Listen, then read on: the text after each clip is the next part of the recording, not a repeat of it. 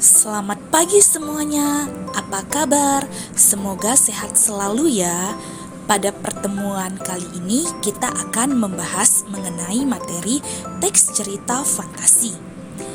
Baik, yang pertama ada pengertian teks cerita fantasi. Teks cerita fantasi adalah sebuah karangan yang dibuat dengan daya imajinasi atau hayalan seseorang yang di dalamnya terdapat berbagai kisah.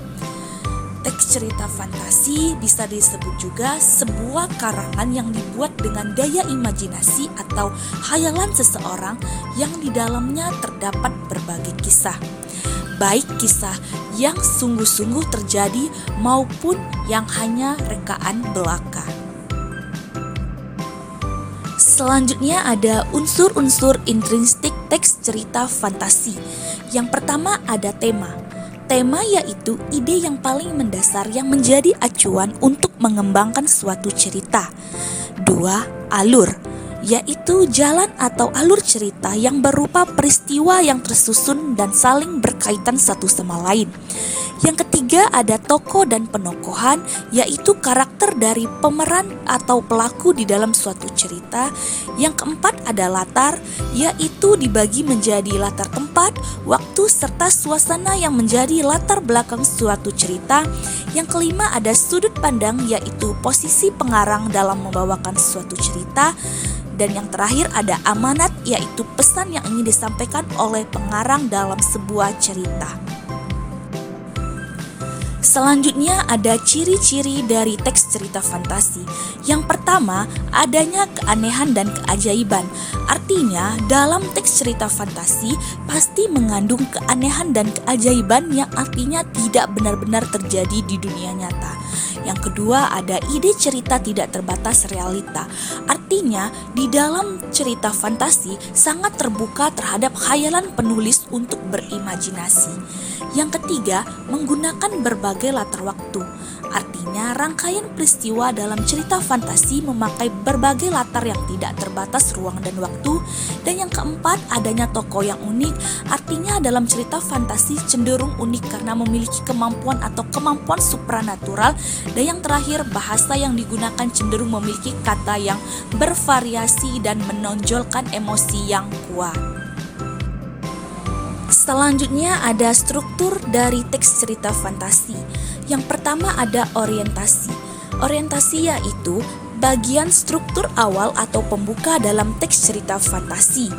Bagian ini berisi pengenalan tokoh, latar, karakter atau watak tokoh, serta pengenalan konflik awal kepada pembaca.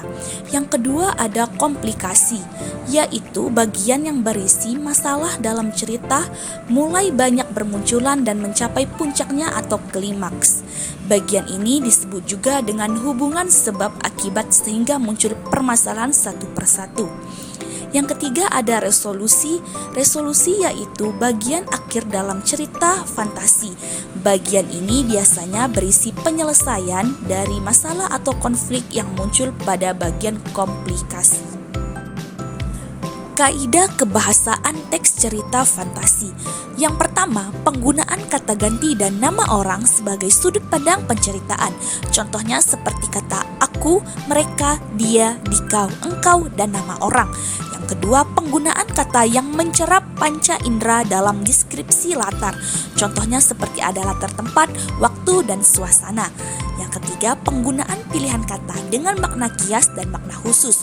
Contohnya seperti kata monster itu berkaki 4. Yang keempat, kata sambung penanda urutan waktu. Contohnya seperti ada kata tiba-tiba, ketika, sebelum, sesudah, dan sebagainya. Yang kelima ada penggunaan kata ungkapan keterkejutan.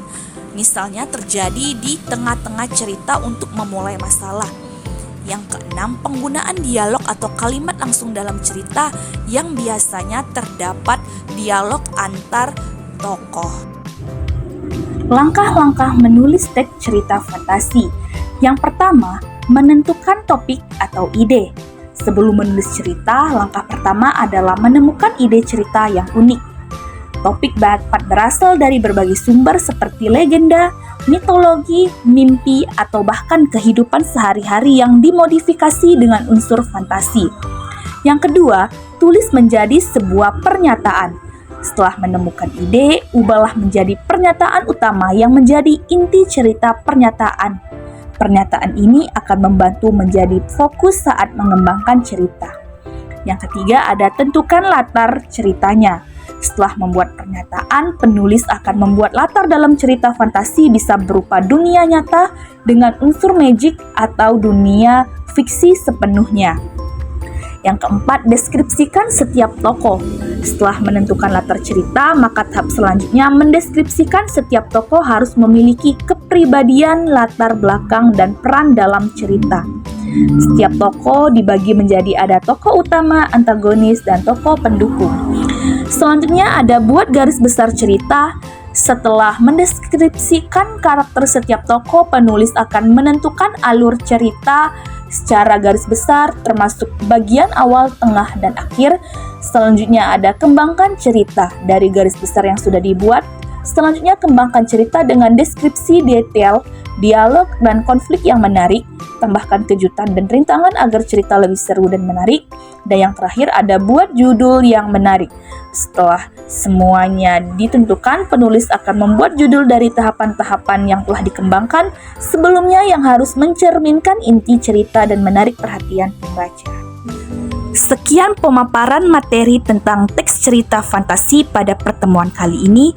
Apabila ada yang ingin ditanyakan, dipersilahkan. Terima kasih dan sampai jumpa.